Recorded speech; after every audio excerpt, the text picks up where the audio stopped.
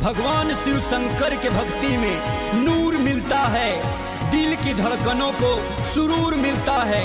जो भी आते हैं भोलेनाथ तेरे दर पे, उन्हें कुछ न कुछ जरूर मिलता है। हर हर महादेव, बम बम भोले, हर हर बम बम भोले का जयकारा गूंजेगा।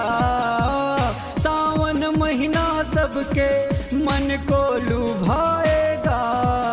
ऐ महाकाल तेरे दर पे कांवर ले आएंगे।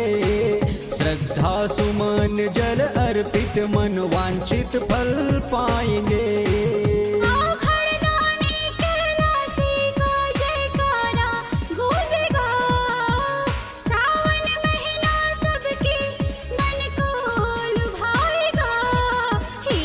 शंकर जी तेरे दर पे आएंगे। श्रद्धा सुमन जल अर्पित कर भोले दर्शन पाएंगे। हर ओर सत्यम शिवम सुंदरम, हर हृदय में हर हर है। जड़ चेतन में अभिव्यक्त सतत कंकर कंकर में शंकर है। कंकर कंकर में शंकर है।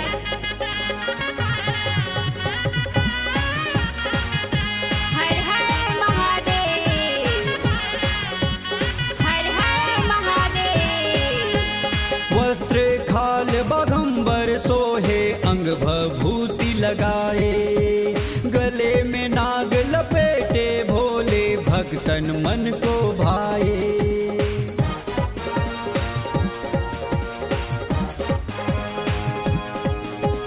वस्त्र खाल बाघंबर सोहे अंग भभूति लगाए।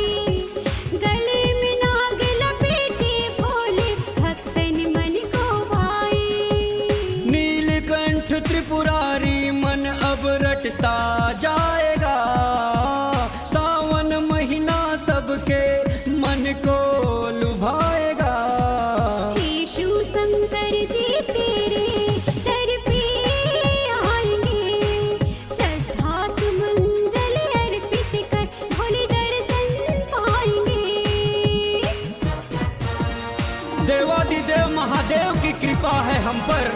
डरूं तो डरूं किस बात पर, हर मुश्किल में खड़े हैं भोलेनाथ मेरी हर राह पर, मेरी हर राह पर।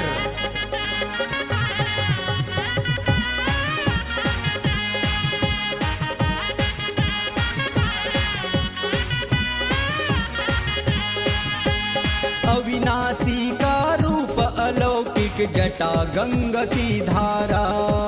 भोले भाले हैं शिव शंभु पूजे ये जग सारा।